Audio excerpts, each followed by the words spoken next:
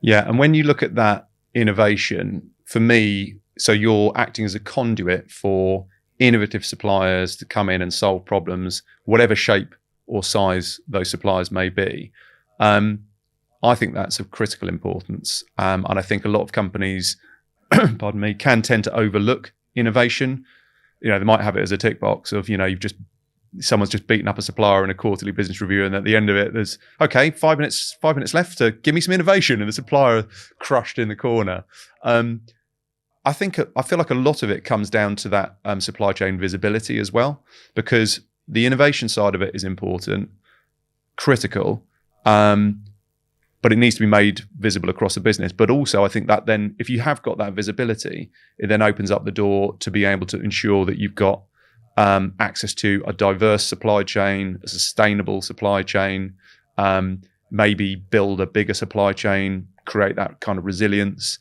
If you can make that visible and control it, then as you say, you're a gateway for these suppliers to be able to add value to your business, to add capacity and add capability.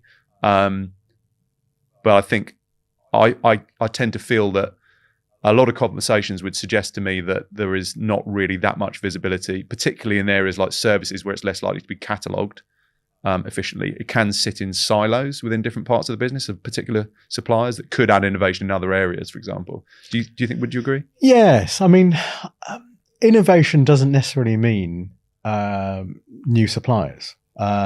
Innovation exists potentially in your current supply base. I'm of the view there's very few new ideas. Ideas already exist.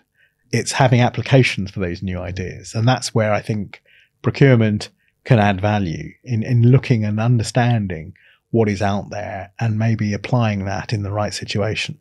What's difficult for us, as you rightly touched upon, and most businesses, is having those conversations with supplier base, both ones that are in existence and new avenues, and actually having an open conversation.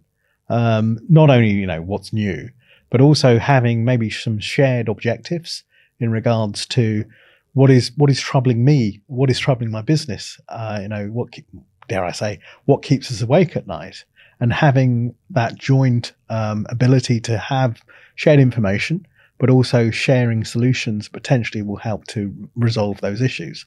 That's partly from a supplier relationship management point of view that we need to be looking at and having those more in-depth conversations rather than having a transactional view of the world. Equally, I think it's tasked that from a procurement side, that you're right, it's not a 10-minute conversation at the end of an hour's meeting. This should be, 30% of our activities should be driving innovation and horizon planning. So what are the issues that we're facing today, but what are the issues we're facing in the near future? And what is out there, not only in my industry sector, not only as a innovation development for that particular issue, but what is out there, broadly speaking, can actually be resolving these problems that we'll be facing. It's that degree of agility that we're going to need in order to be successful going forward. Yeah, and I think it's, for some organisations and for some procurement teams, it's a bit of a mindset shift. Of course. But I think it very much ties into what you were saying about workforce and how organisations get work done, because, extended workforce in all its forms, I think a lot more organisations are now just taking a broader view of the overall organisational capacity and capability, which extends beyond just the core team, the core set of permanent employees, for example. So that's where working really closely and building great relationships with your suppliers, I think organisations are starting to be more open, as you say, about, for example, these are the challenges. What do you guys think? And I'm sure there's some incredible innovation that could be tapped into that, if people aren't asking the question, suppliers might not volunteer it, or they might not realise there's a requirement for it, or they might just not feel they're in a position to put that forward. So it feels like kind of opening the arms a little bit and accepting them in as a wider part of the business capability. Yeah, procurement can't be painting by numbers. It isn't about colouring the box in a particular, colour and then moving on to the next section. It has to be a sharing of ideas, sharing of concepts, and having open-ended questions. And you're absolutely right. It is a change of mindset.